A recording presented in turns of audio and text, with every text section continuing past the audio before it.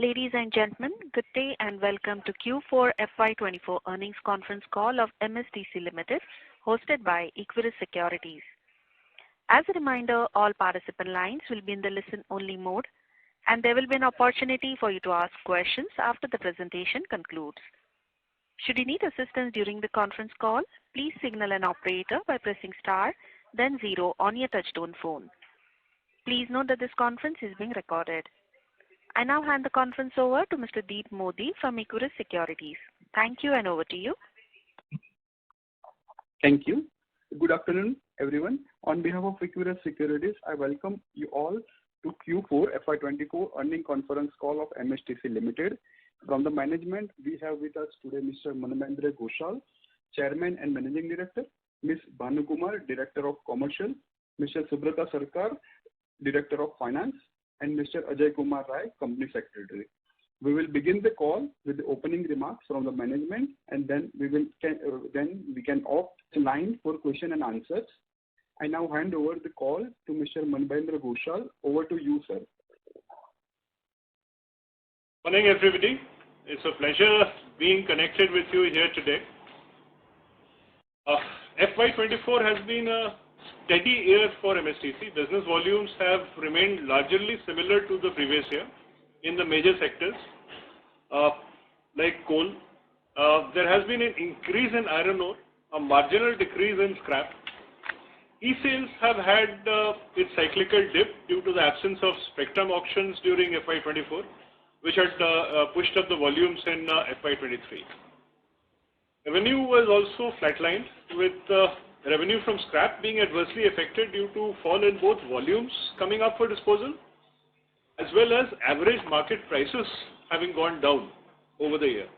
And therefore, auction revenues were also down in this segment by about 10%. Coal block auctions were about half the numbers as of FY23. And also, as I mentioned, the fact that there was no spectrum auction in the year caused a dip. On the positive side, iron ore auctions, ELV auction volumes, property auctions, all of these showed significant gains. Revenues were maintained generally around the FY23 levels. There have been increases also in employee benefit costs, which were higher on account of industry-wide wage revisions. So, looking at consolidated financials, it's been a reasonably good year for the group, with FSNL's performance being standing out. The group revenue levels as well as PBT showing an increase of about 4% year on year or on a consol basis. A similar trend has been there in the year on year or Q4 results for the entire group, though the revenue was largely flat.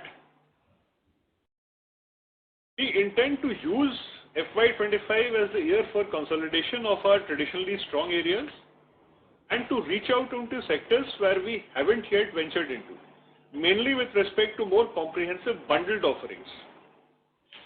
We've also embarked on a very ambitious plan for building and enhancing capacity in terms of domain expertise, both in terms of manpower and in technology. We're quite confident that this approach shall show tangible results, tangible benefits in Q3, Q4 of FY25. I'd like to hand over to Mrs. Bhanu Kumar, our Director Commercial, for her remarks. Yeah, good afternoon, everybody. The key highlights of the performance for the year 23-24, more or less, our CMD has already touched upon. The operational performance, volume-wise, if we see, we have done about 1,41,586 crores of business. That is the value of goods that has been transacted through our portals. And financials, if you see, then we have done about 961.37 crores as revenue, vis-a-vis the revenue of 879.17 crore in 22-23. This is on consolidated basis. And the PBT has been 340.18 crores in 23-24, vis-a-vis 329.18 in 22-23. That's about 3.34% high. Coal mines, we have done about 20 coal mine blocks which have been successfully allotted through the auction for commercial mining. Major mineral blocks also, It has been quite a successful year as far as this sector is concerned. Very recently we have signed the agreement for major mineral block auctions in the state of Bihar and Uttarakhand. We are expecting that these will culminate to business in this financial year. The Ministry of Mines had ambitiously hosted the auctions for critical mineral blocks. So out of the 18 blocks that were put up in the first tranche, 6 blocks were successfully sold off. We expect that this year we will be able to sell the remaining blocks. The highlight of the performance has been the NPAs of the various banks that are being sold through our portal, the iBaapi portal. This 10,000 properties have been sold, which is quite a record by itself. And properties, we have witnessed another big tranche of events for the Hyderabad Metropolitan Development Authority. Almost 7,500 crores worth of the properties have been sold in our auction. Udan also, we had successfully conducted 3 rounds of auction for the regional connectivity scheme. Plantation lease is something that we have been embarking upon for quite a few years, and a new addition to that is the Odisha State Cashew Development Corporation. So they have sold about 4,000 acres of cashew plantation on lease. Regarding the financials, I'll request my colleague Director Finance to talk about the financials. Good afternoon, everybody. So this year, as CMD and Director Commercial explained, it was a flat-like thing. But before I explain the financials, I would like to say that this year we have gone for a new tax regime with that 25.168% of effective tax rate instead of 34.944. Due to this, we have to restate the deferred tax asset, and accordingly, the effect on this PAT is on 37.06 crore. So effectively, if we nullify this effect, so our PAT is around 208 crore as compared to 239.23 of last year. So far as revenue is concerned, it has total revenue has grown from 14,498 to 519, and this marketing part is 115 to 123.89. E-commerce is 348.93 to 364. And others is little bit lesser, 31.30 from 33.58. And with that, PBT is down by 9% from 313.48 to 284.44, and PAT is 171.91. But I already explained because of that 37 crore adjustment, this has happened. Otherwise, it would have been 208 crore, and as compared to 239.23 of last year. EPS is 24.42 as compared to 33.98. In the consolidated part, our revenue has gone up from 879.17 to 961.37, and this is mostly powered by the growth, of course, from our 100% subsidiary FSNL, where you can see the scrap recovery and allied job has grown up from 414.16 to 467.73. JB has suffered a little bit of loss because of low intake of and availability of the vehicle for scrappage, and with that, the consolidated profit, of course, has gone up from 329 to 340, and PAT, of course, has, if you add that 37 part, it is almost on the platter. But now the figure is 204.37 as compared to 241.96 of last year. EPS is 29.03 as compared to 34.37 last year. And so far, detail is concerned. So our revenue from operation is up in a standalone basis from 324 to 300, down by 316, and other incomes are up from 173 to 203. And in the expenses part also, major increase is in the employee benefit, as our CMD explained. This is because of industry-wide wage revision, but we expect that afterward there will not be that much of fluctuation. It will be a normal increase due to certain increase in the inflationary part, and these provisions and write-off, basically it is a both-way effect from it is in the provision written back in the other income also, and write-off also. It has got no effect bearing on the P&L, and this year no provisions has been created. Again, I repeat, no provision has been created for bad and doubtful debts and advances. Other expenses has shown little bit of increase from 32.03 to 36.41, and with that total expenses comes to 234 to 184, and profit before tax is down from 313 to 284.44, and with that tax expenses gone up by around 50%. So it is because of that 37 crore effect on deferred tax, and PAT 239 to 171.91. And in the consolidated part, so we are on a, of course, flatter trajectory so far revenue from operation is concerned. It is 750.82 as compared to 720.97. Increase because of the increase, mainly increase in the revenue from operations in the our 100% subsidiary FSNL. Other income has shown little bit of increase, and with that expenses, our PBT has gone up from 329 to 340. Little bit of increase because of that FSNL effect, and PAT of course is down from 241 to 204. Again, with due to that 37 effect. And in the way forward that MSTC feels, MSTC will enhance the user experience by automating the processes, offering value-added services. New business models will also be developed to cater to the market requirement with focus on private sector using latest technology. So I would now like to hand over the mic to the Equirus team for further queries and answers. Thank you very much. We will now begin the question and answer session. Anyone who wishes to ask a question may press star and 1 on their touchtone telephone. If you wish to remove yourself from the question queue, you may press star and 2. Participants are requested to use handsets while asking a question. Ladies and gentlemen, we will wait for a moment while the question queue assembles.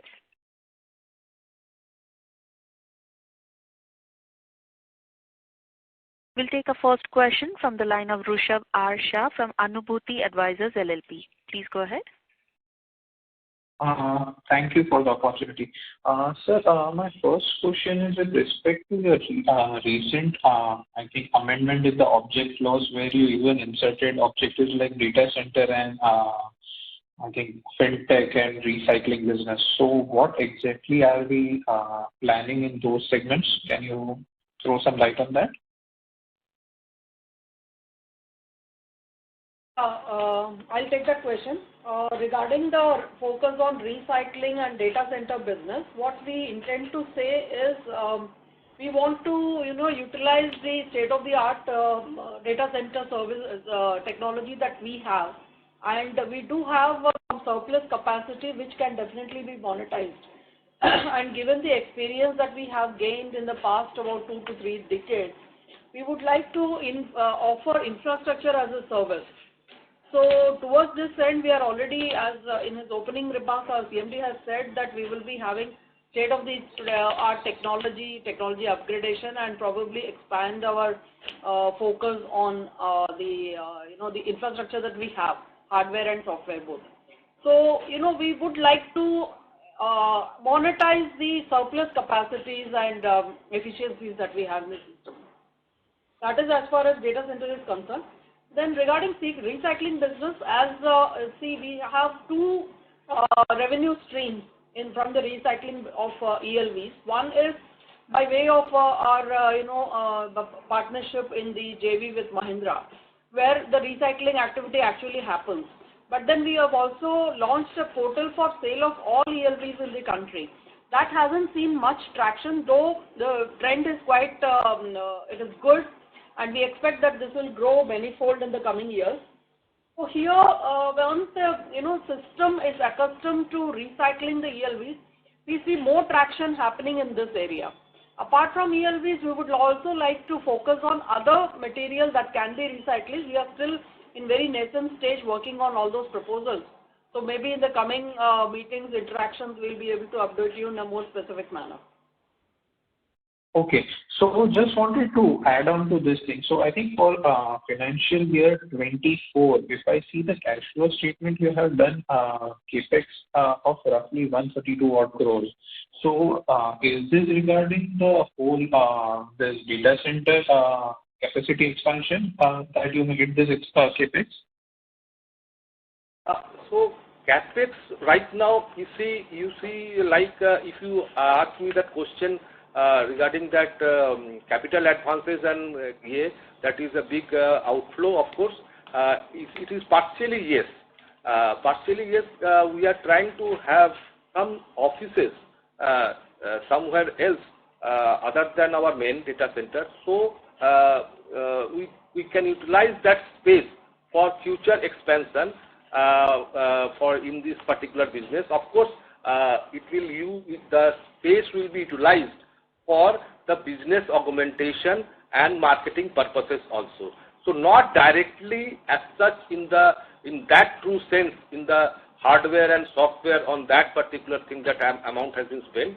Rather, it is being spent from other infrastructure, and we will be gradually spending in the coming years to augment that. Meanwhile, we have spent strengthening our Calcutta data center also with some latest equipments which were required and software. So it is a mixed bag, sir. Okay. So just a final question on this part. So from when can we actually expect some sort of revenue inflow from data center business we can see? Can we see some part of this in FY25 itself? May I take that one? You see, it would not be very fair to put an exact time or exact prediction as to, because it is a revenue stream which is in any case already there to a certain extent. There would be naturally, the more capacity gets built up, the more physical infrastructure keeps getting supplemented. So revenue streams then starts increasing on those areas. But okay. This is, as we pointed out, that this is a sector where we see a lot of promise and possibility, and which is why we have intended to go into this in a bigger way than we are doing at this point. Obviously, I think being an only PSU which is expertise in this space, I think you can very easily capitalize on this. And so just one last final question from my side. So I think a couple of quarters back, we heard from Railway Ministry that they will be scrapping out a large number of trains, basically which will be replaced by the Vande Bharat series. So are we by any chance working on, I think, railways on scrapping of those old trains? And if it is, then how much revenue potential can we see from that space going ahead? That is something that the railways would be able to better answer, because you see, the railways have their own disposal systems in place. So that's not really a question that we would, that you should ask us. But by any chance, are we working with them on any space? We would be open to looking at all kinds of possibilities of collaborating. And as of the moment, no, we are not in that space. Okay. Okay, sir. Thank you. Thank you for the opportunity. Thank you. Before we take the next question, would like to remind participants to press star and 1 to ask a question. The next question is from the line of Anand from Mount Intra Finance. Please go ahead. Hello. Hi. Thank you for taking my question. Am I audible? Yes. Hi. I have a few questions. So we charge revenue on percentage of value basis for scrap and iron ore, correct? Is there any other good where we charge revenue on percentage of value basis, not event basis? The management team is on mute, I believe.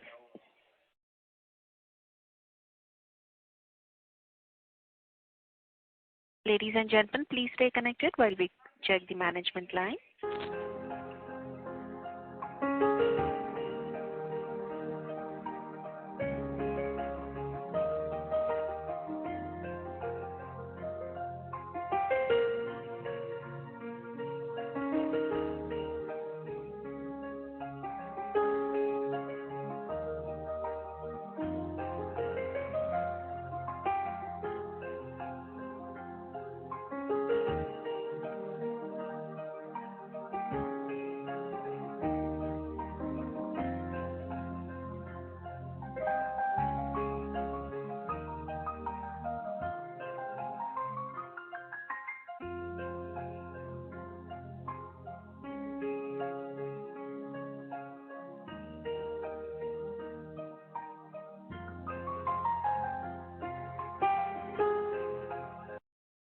we have the management team back on the call.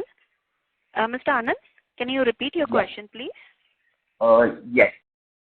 So we normally charge revenue on percentage of value basis for scrap and iron ore, as far as I'm aware. Are there any other commodities or goods where we charge revenue on percentage of value basis and not on event basis? Can you repeat your question? It's not very clear. Mr. Anand, can you use your handset mode, please? Yes. So we charge revenue on percentage of value basis for scrap and iron ore.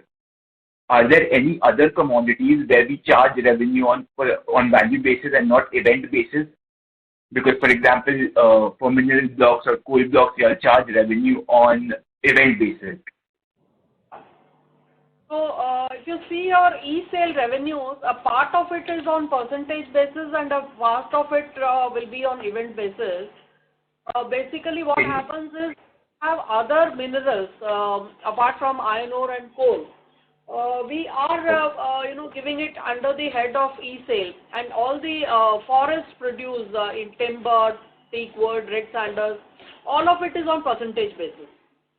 As we had clarified earlier also, the percentage depends on the scope of services and the volume of business. So, we for each client and each kind of product, we do have a different model, different revenue stream.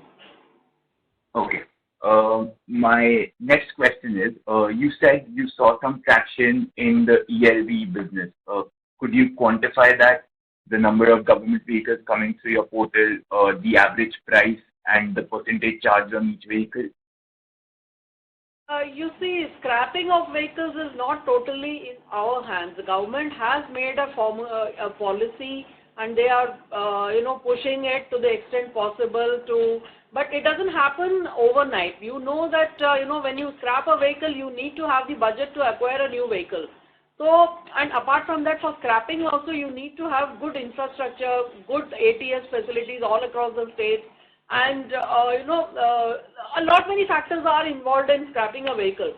So, as and when this entire ecosystem gets developed, we will be having more traction in the ELV recycling business. Now it is only having a very steady flow.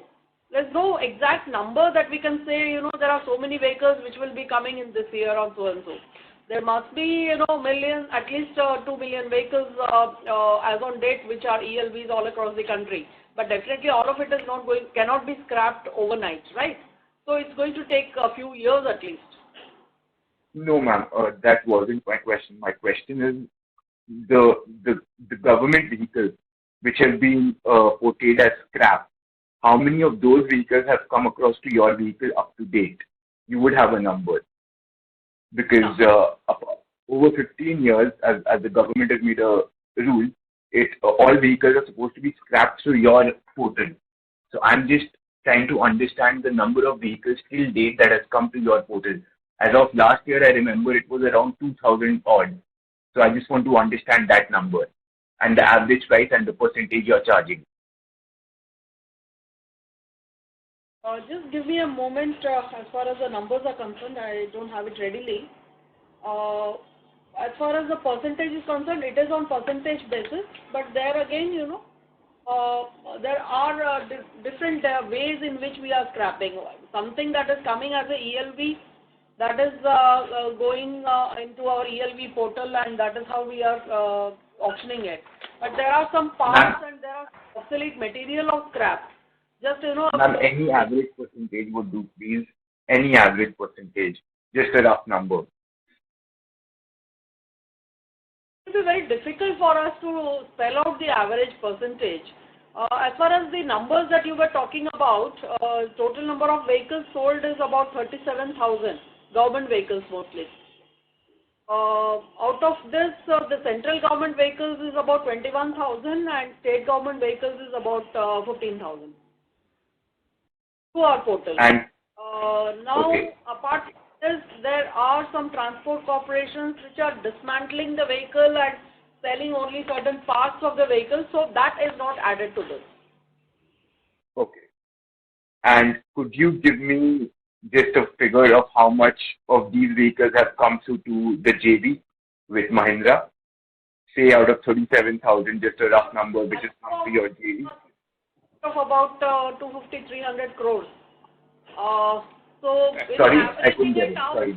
not be fair, because there will be two-wheelers, a lot many will be two-wheelers, a lot many will be buses or cars or something. So you can't simply be averaging out per number, right?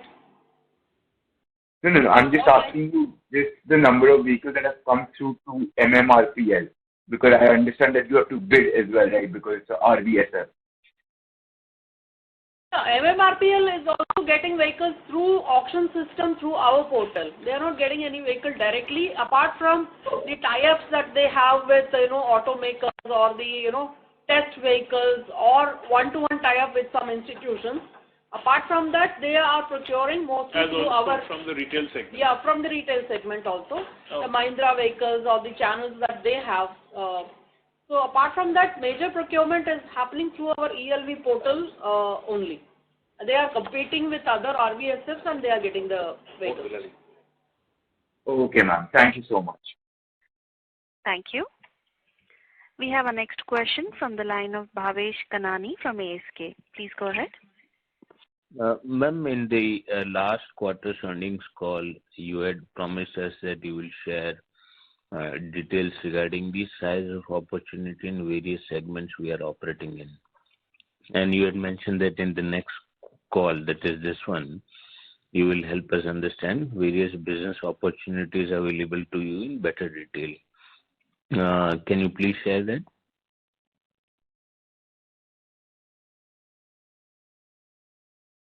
So business opportunities, as we have spelled out in our MOA that has been, recently we talked about.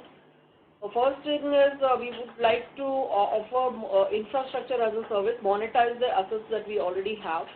Second thing is we would like to augment on the property sector that we have recently entered. Just a couple of years back we had entered this sector and we see good promise in this area. Then of course minerals, we have been the biggest player for quite many years. So all the mined minerals we would definitely, not just in the government sector but also in the private sector, we would like to sell through our portal, and we would also like to give value added services, not just auctioning it off, maybe something like logistic arrangements, insurance, actual door delivery, sampling. All those things are there in our mind, and these are areas in which we'll work upon. Apart from that, our traditional scrap business, we do have a lot of scrap coming through from the public sector and the government sector, but the private sector is still an untapped area, and the concern in that area is mainly probably the systems and processes that we have for the government sector probably doesn't suit them. They want quicker, the timelines and the milestones will have to be a lot more quicker than that. So maybe we are thinking of having new business models for them. So these are areas that we are working upon right now. And any other opportunity that comes our way, definitely. And apart from that, the government projects that are there, where we make customized softwares for them. That's again a very focused area for us, because that is how we are going to learn and adopt new technologies. Ma'am, a related question is, if you can share what kind of revenue mix we may be looking at, let's say 3 years down the line. Yeah, may I take that one? Please. We were talking about essentially a kind of revenue mix in terms of the way forward. So at the moment we have somewhere to the tune of maybe 45 to 50% of business from scrap, maybe about 30 to 35% of e-sale, e-procurement and others, and the balance would be made up by minerals. So this is the kind of product mix that we are working in at this point of time. We would be looking to add certain other products which would basically, since there would, scrap would, once the pie increases, that part of the scrap would get supplemented by new areas, what we had talked about, for example, data center virtual services, virtual data services, as well as other software offerings which we would be looking at as supplementing upstream and downstream activities to the basic options. Okay, sir, last one from my end. Given the revenue mix you have shared, clearly scrap business is the largest segment for us. And as ma'am was saying, we want to tap the private sector clients as well. Ma'am alluded to a few things related to turnaround times which are demanded by the private clients. But other than that, what are the steps we are taking so that the scrapping related business growth can be accelerated?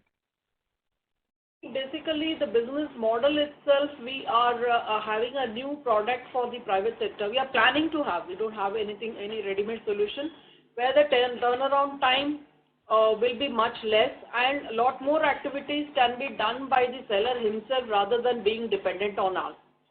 So for that we have to enhance our capacities as well as, give lot more facilities and, the access to the portal. So that we are building upon.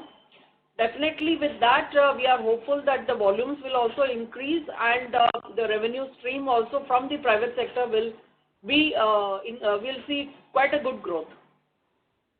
I'd also like to support a little bit here. That I talked about in my initial, when I mentioned that we are embarking on a major capacity building exercise. So that is both in terms of manpower as well as in terms of technology. So this is the kind of technology that would make user interfaces easier. Wonderful, sir. Sir, any more details you can provide on the, let's say, human resource side, the team we would have built for tapping the private clients? As far as the marketing part of the interface with clients is concerned, that we have a very strong team, which is what has built up MSTC's reputation till all this time. We are supplementing in the areas of newer technology, which is where we intend to build up a base so that we can offer customized solutions to the client as per their requirements. So it's not going to be something that this is the kind of product that we have off the shelf and that is the standard offering that we would like to give. We would like to go to a client with a customized solution, understand his requirements, develop the solution in-house to the extent possible, and supplement with partnerships and give it to him as a very user-friendly, usable product. That is the approach we've been. The last bit on the cloud, ma'am mentioned that, we have spare capacity there and we would like to offer that to, external entities. How big, is the spare capacity and what kind of revenue we can generate out of that? Ask us to put numbers to it. But as I said, capacity of hosting users' requirements and users' data on our website, it is a continuous process. That is a model we have been working on. And naturally, as you go down the line, you enhance your capacities, you strengthen your own systems. So that is a part of it. Suffice to say that we have adequate capacities for our requirements at this point of time, and we have been adding on to the extent that we anticipate additional requirements coming in from clients. Wonderful, sir. Thank you. Thank you for all the responses. Thank you. Ladies and gentlemen, to ask a question, please press star and 1 on your phone now. We'll take our next question from the line of Atreya Pal, an individual investor. Please go ahead. Yes, my question is, I understand that there is quite a lot of penetration of e-commerce in government B2B sales. And we are seeing that in the growth of MSTC numbers. But can you give us a sense of what is the share of e-commerce in total government B2B sales, and is that growing over time?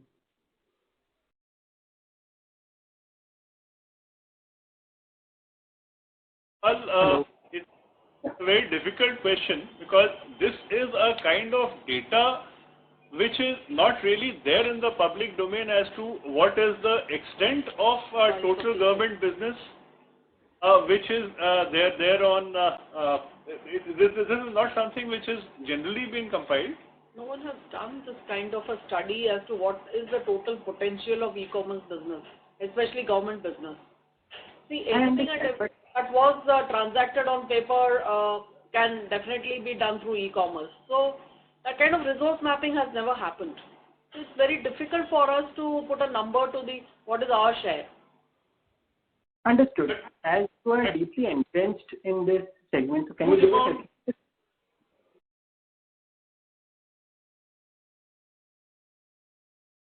Sorry, I just wanted to know, I just wanted you to give us a sense of, is the share of e-commerce growing over time? It is definitely the way forward, because that is the direction over the last 15 years that not only government but in general business has shifted over from the physical format to the e-format in a lot of areas, such as particularly procurement, auctions. As far as these two major activities are concerned, over the next 10 years, we would have a substantial part of the business being transacted electronically. Understood. Thank you. I have one more question. Can you give us a sense of who you are competing with for the auctions that you are participating with? And what competitive advantage does MSTC bring to the table? I'm glad you really asked that question. As far as competition is concerned, I would say that as far as the PSC space is concerned, we are probably the only people who offer this major e-commerce as a service. And as far as competition with everybody else in the market is concerned, there is almost nobody who offers the full gamut, the full range of services that is offered by MSTC. Most of our competitors would offer basically just the auction as a service, not the upstream and downstream parts that go into making it a complete service for the customer, right from building up their requirements, helping them create the auctions, and right up to the final last mile. Yeah, we do have some advisory role as far as the scrap disposal is concerned, or even minerals and other e-sale material. But I would here like to point out that now the government is, trusting for use of GEM, especially for procurement. Of course, it has become mandatory now. For forward sale, GEM has come up with a standard portal. So we'll have to see, how much of business actually gets transacted there. But the kind of services that we are offering, that is not available with any government or with any private sector portal. Thank you. And is the business growing in the private B2B e-commerce segment as well? What has been your journey there? Absolutely. See, we started off with sale of scrap for some big entities in the private sector, but now we are in a position to, sell their iron ore and other minerals. So going forward, we definitely expect that the sale from auctioning, especially from the private sector, will go up. Okay. Thank you. I'll join the queue for further questions. Thank you. We have our next question from the line of Ketan Athawale from Robo Capital. Please go ahead. Hello, sir. Thank you for the opportunity. I wanted to know what is our scrappage capacity currently, and do we plan to commission new capacities anytime? I think you are referring to our JV company, MMRPL, which is actually into the scrapping business. Yeah. Vehicles. Yeah.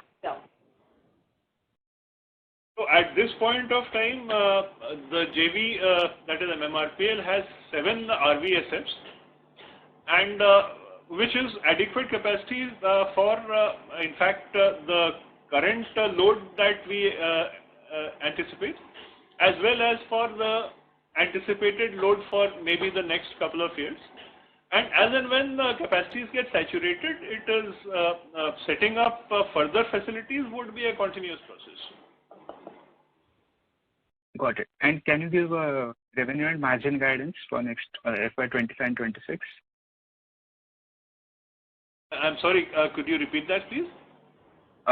Can you give revenue and margin guidance for FY25 and 26? It is not really fair to talk about numbers, but we are looking at growth naturally, and we with the kind of the capacity building that we have been doing over the past some time, and the outlook for the market itself, we would expect there to be a healthy growth in all the parameters. Okay, and just last question. So if you can give how much commission did we earn on the 37,000 vehicles that we sold through our portal? So can you give that number? 37,000, can you come again? The vehicles, Yeah, see, as I said, it's a mixed bag, so it depends on volume, the kind of services that we give. So we can't be, giving any kind of numbers as to what we earn from sale of 37,000. All this is in a club format. Let us say that it was as per the industry norms. In fact, we are very competitive in that sphere. Okay, got it. Thank you so much. Thank you. Ladies and gentlemen, to ask a question, please press star and 1 on your phone. Next question is from the line of Rakesh, an individual investor. Please go ahead. Hello, sir. You recently made a few changes in the MOA relating to e-commerce and fintech. So what exactly do you plan to do as far as, these things are concerned? Rakesh, we started off life as basically a canalizing agency for scrap. So the MOA and AOA which had been there was essentially designed as a physical auction agency and a canalizing agency. Now, over a period of time, MSTC has morphed into an e-commerce platform, and that is what we wanted to bring our MOA and AOA in line with the kind of work that we have been doing over the last 10-15 years and not legacy prior to that. And also, since we are delving more into e-commerce and associated bundled value-added services, so to enable ourselves to be able to do that. So that was the purpose of the change, the modification and amendments that we put in our MOA and AOA. Great. So regarding fintech? Fintech is, of course, an area that, all services do have an upstream and downstream additionality. So these are also areas that we will evaluate when we look at other offerings. Some kind of fintech is already, clubbed in our services for, for implementing the kind of activities that we are undertaking. So maybe, going forward, we can offer that as a service also. So as of now, we are using fintech technology for our own activities, for our own e-auctioning services. Okay. Regarding the data center, madam, sorry, please go ahead, sir. No, please. Yeah, sir, regarding the data center, you mentioned that there is excess capacity and which you want to offer as a service, so infrastructure as a service. So the plan of the company was to get into this business only because you had spare capacity? No, there was, during our interactions with our various clients, especially the smaller and medium-sized clients, we saw that they didn't want to, invest heavily on the infrastructure, buying servers and keeping their data. So that is one opportunity we thought, will definitely be bringing some revenue for us, as well as we will be able to utilize our excess capacity. And apart from this, MSTC has built up a reputation for, transparency and data safety, which is not very, which is an area where there are a lot of our clients, particularly government clients, who are very concerned about. So that is why we saw an opportunity, because that is where we can leverage the fact that MSTC's systems are considered very strong, they are certified as strong, and therefore clients are quite comfortable placing their data on our servers.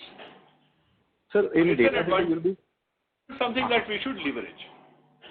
Okay. Sir, in the data center business, you'll be competing with the likes of AWS, Microsoft Azure. These are global players with billions of dollars of investment. our capacities are much smaller. And this, as I said, we would be basically leveraging the fact that MSTC systems are considered very strong and transparent. So those kind of clients who would have data which have optimum sensitivity, there would be certain government clients who would not be comfortable having data in any other third-party servers.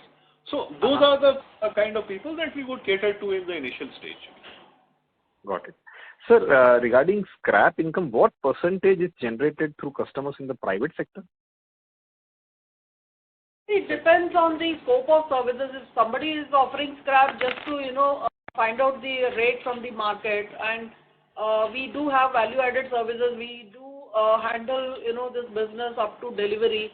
So based on what is our scope of services, it varies from client to client. And of course the volumes also. If somebody is giving me just 2 crores worth of scrap and somebody is giving 200 crores, obviously I will have to, have different slabs for different volumes. Got it.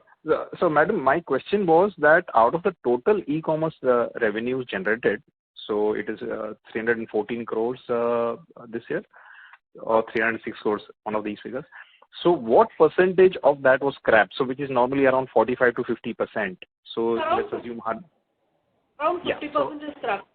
Yeah, so say around 150 crores was generated through the scrap income. And what percentage of that comes from the private sector? So we are looking at somewhere around maybe 10 to 15% at this point of time. Yeah, about 10%, 10-11%. Okay. Sir, one last question was regarding the steep increase in the employment costs.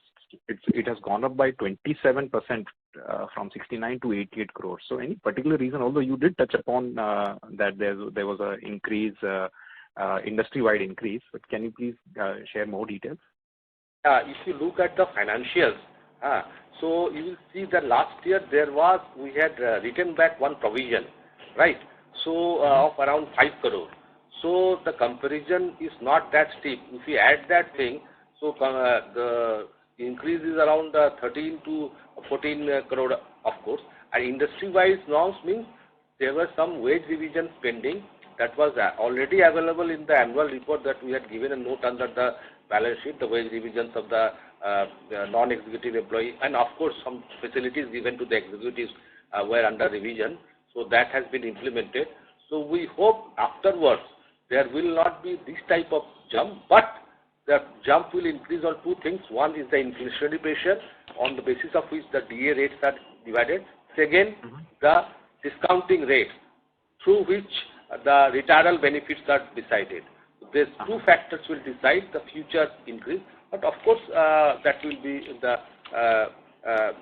normal. And of course we have a wage revision due in 2027 because every 10 years government revises the wages. So that effect will also come in subsequent years. Sir. Okay. Thank you. Thank you so much. Thank you. We have our next question from the line of Satish Kumar from Wealth Aggregator Financial Services. Please go ahead. Yeah. Good afternoon. I am Srinivas Reddy. Regarding this, yeah, sir. Good afternoon. Yeah. So as you remember, I am old shareholder, more than 10 years old, and I need. Thank you. I need a few clarifications regarding these provisions and write-offs, sir. We have been informed earlier that the last 2 years con calls that they are done with, but again this year they have crossed 100 crores, sir. Okay. And right, sir. Reddy sir, I need a clarification on that. Yeah. I am just clarifying it. You see, it is basically we have written off bad debt this year of around 100 plus crore. So it is the provision. Even you see that the other income part also that has been increased because of that. And for that, it is a two-way entry. No effect on the P&L. Profit and loss account. There is no effect. We again repeat. There is no provision charge on PL this year. It is just merely a book entry because we have written off one bad debt for which provisions were created earlier in the year, and this year no provisions has been created. Again, I repeat. So we can expect these things are done with, or in the future again these write-offs might be there in the future, near future. Sir, first, Reddy sir, let me explain you very much. Write-offs have no effect on the profitability of the company right now. Number one. Okay. Number two, apprehensions regarding charge on PLL due to bad debts provisions. So that much I can say that the marketing part is already over. That part has been done away with. There will be, of course, very minuscule provisions because in a business environment where you generate a revenue of 300 crores around, so there will be some minuscule provisions. We have got a provisioning policy in place, so we make conservative things, but that will be very, very minuscule and will have not major impact on the profitability of the company. So this year we do not have any such provisions. So accordingly, it will trends will go. But even if it is there, it will be very, very minuscule. I repeat, very, very minuscule. Okay. My second question is regarding this FSNL divestment, disinvestment. So what is the progress, and are you expecting in this financial year at least to be that happening? Can we expect your subsidiary FSNL? First of all, let me answer your second question first. So, this is all dependent upon the Government of India, which is being taken care of by DIPAM. So, DIPAM is the wholly and solely deciding authority on this matter. Second thing, if we look at the DIPAM website, so UI has already been finalized. So, that is the progress that is available in the site and that is in the public domain. You can also access, you can also see from that. So, we have got that much of knowledge available with us also, sir. Okay. But regarding the other most important, in the last few years, our both revenue and sales are getting stagnated. There is no structural growth, whereas other e-commerce companies are growing at much faster pace of 30%, 40%. But we are not able to scale our business in terms of profitability or the sales revenue also. Either one thing goes up or the other one will go down, and marketing and other things. So, is there any long-term structural plan? I mean, the management has for the secular growth possibilities. See, you are talking of 30%, 40% growth in e-commerce, mainly in the B2C sector, where the consumers are now largely using these facilities rather than going to the shop and buying in person. But as far as government business is concerned, it is mainly the natural resources that are getting auctioned. So there are a lot of policy directions, a lot of procedural aspects that have to be taken care of. So that kind of growth can never happen overnight as far as government business and in B2B scenario especially. Now again, if you see, in the year 2019-20, our e-commerce revenue was in the range of about 183 crores. 2021, it showed a steady increase to 202. But in 21-22, there was a jump by about almost 30%, mainly because of these major mineral blocks, the coal blocks, and a lot of iron ore that got sold. So when the policies and the market conditions favor, these volumes and the revenue streams go up. It cannot happen that every year you see a growth of 30 to 40% in G2B kind of business, especially G2B. Yeah. So 8 to 10% is something that we have been witnessing, which is average, and which will we expect to continue. Okay. Thank you. Yeah. Thank you. Thank you. We have our next question from the line of Kamlesh Jain from Lotus Asset Managers. Please go ahead. Yeah, thanks for the opportunity.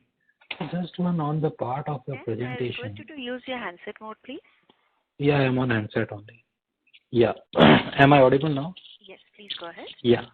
So, just on the part of your results, like if we see the presentation and the clarification which you have provided on the other income and the provision side, but if I go through the presentation, it's just a statement of facts. No clarification, no other information has been provided how the earnings have moved. Like if I see the marketing revenue, it has gone up from 55 odd crore to 107 crore, but if I see the EBIT, it is like, say, it has fallen from 5 crore to 4 odd crore. And same way e-commerce, like, say, there is no explanation how the earnings move, how our business model is panning out. What is our, like, say, in the last quarter you were guiding that you are focusing on the infrastructure, on the real estate business. How we are focusing on different businesses, how our earnings trajectory would be going forward. There is no clarity on that particular part. Even on the presentations or the historical data as well, it's very difficult to culminate that how the earnings are flowing through by on the basis of the your reporting like the data as well. So how we are going to place our entire business model going forward? Because honestly, over the last 3-4 years, it's very difficult to take a call how our business is going to flow out in the coming years.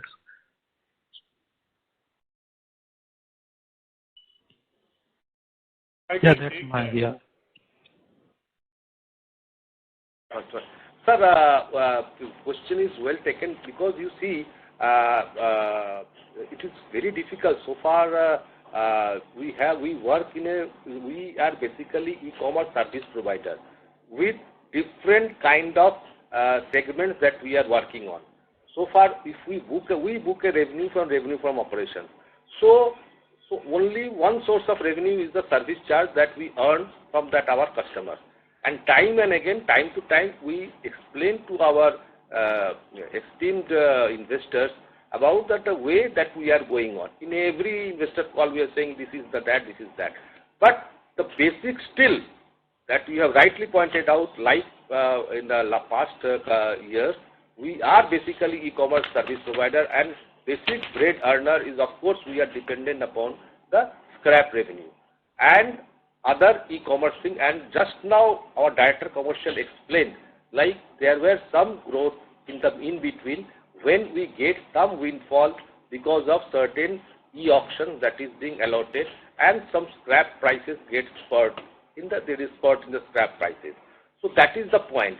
But even it is not possible for give explanation in the financial statement to each and bit of our, because it comes from our, in the e-commerce segment, B2B also, it comes from our n number of customers. So it is very difficult for that way to explain. But so far future outlook is concerned, we are talking about in this investor call also. So I will now hand over to our CMD to talk about some future outlook that is happening. One thing I wanted to say is that when you look at e-commerce as a business, it is necessarily sector agnostic. So there would be some sectors which would be performing differently year on year. And as far as e-commerce opportunities in those particular sectors are concerned, they can vary widely. What is important is that we are able to look at opportunities in terms of the type of e-commerce products that we offer and categorize those types into segments. Which is why, I mean, at some point of time, there might be a major increase in property sales.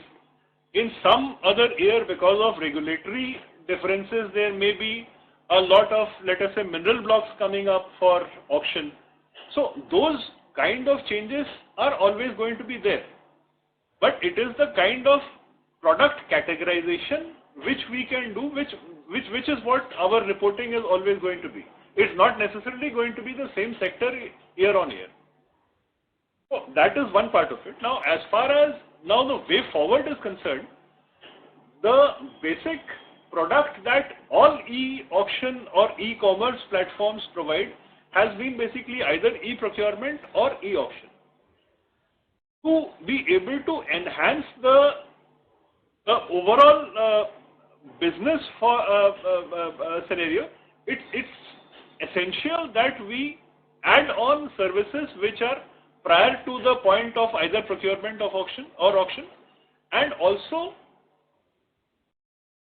the post the process, add in components like the fintech, the deliveries, and the downstream activities which would enable the customer and the buyer and the seller to basically interact only at a single platform at a single point of time.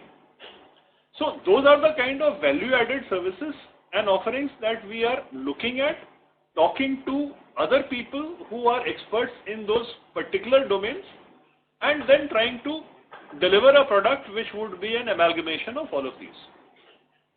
But sir, we can do one thing like in the presentation for our clarity. You can at least provide your revenue breakup from different sectors like BFSI, minerals, or ferrous scrap, because that would give much more clarity to us that how a particular sector is important for us. Because honestly, this presentation doesn't add any value to us. Because all the data which you provide is available on various websites. As I said, I mean, this also is not something which reflects an e-commerce platform's performance, because an e-commerce platform's performance is a reflection of how the particular sector is performing, and those sectors can vary from year to year. But at least we can provide a sector breakup for each quarter or yearly, because it would give much more clarity to us. Because honestly, like how your marketing revenue pans out, e-commerce, it doesn't add much value to our thought process. Because over the last, if I see 10 years, like the way our revenue has panned out, like from March 2014, from 55,200 crore revenue, we are at like say around 316 crore revenue for the year as a whole. And in fact, kind of product that the company has shifted from. Vertical, in fact. The business vertical itself has changed. If you see about 10-12 years back in our financials, we have been reporting a lot of revenue from our trading segment. And probably e-commerce was almost non-existent except for some scrap sale that was happening here and there. But because of the inherent risk in the business model and the kind of huge provisions that we made about 5 years back, we had to slowly withdraw ourselves from that business vertical, and today we are focusing only on the e-commerce business vertical. So if you see our presentations, we have categorically stated that these were our business verticals and this is what we are going to do. We are going to have more focus on the e-commerce sector and probably some focus on the recycling sector. But trading, definitely we are not pushing, and we are not going to do any transactions under that vertical. So if you compare 10 years back and now, there's probably no reasonable comparison. So the kind of businesses are totally different. I mean, may I ask the Director of Finance to? If you look at if you have a part of our IPO presentations, during our presentations in the IPO, we categorically promised our investor that this business we have already decided to leave away, and right now, while answering the question to one of our esteemed investors, we categorically said that this is not, this is a foregone, and all the provisions and how all of it has been done away with.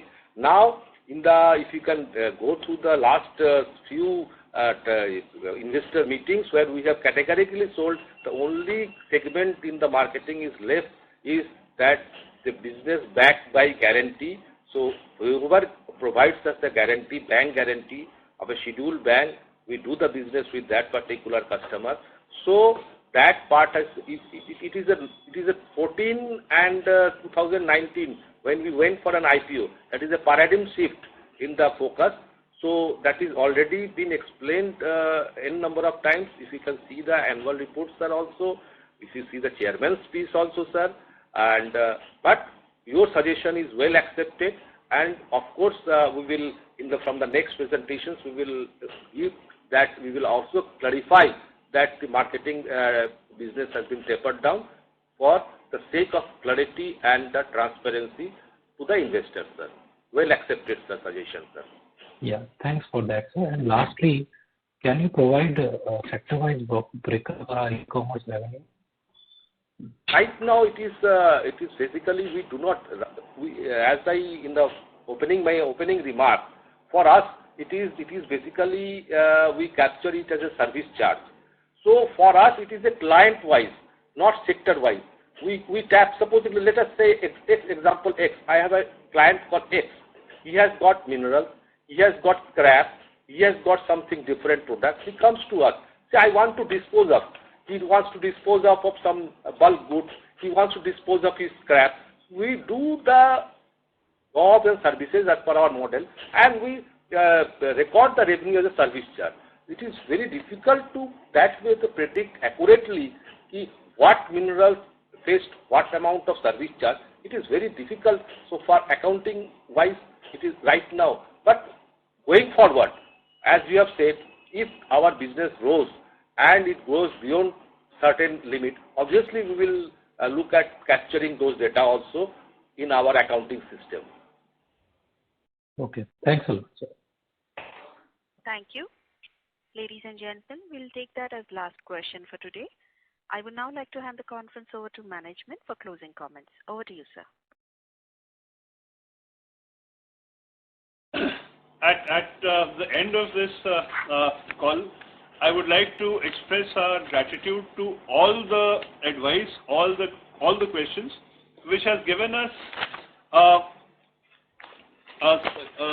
set of guidances for the way forward, advice on how else and how better we can take our company forward, your company forward for performing even better over the coming quarters.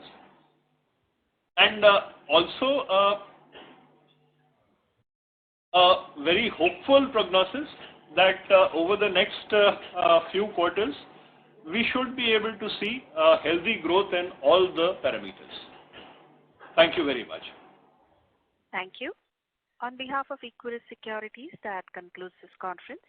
Thank you for joining us, and you may now disconnect your lines.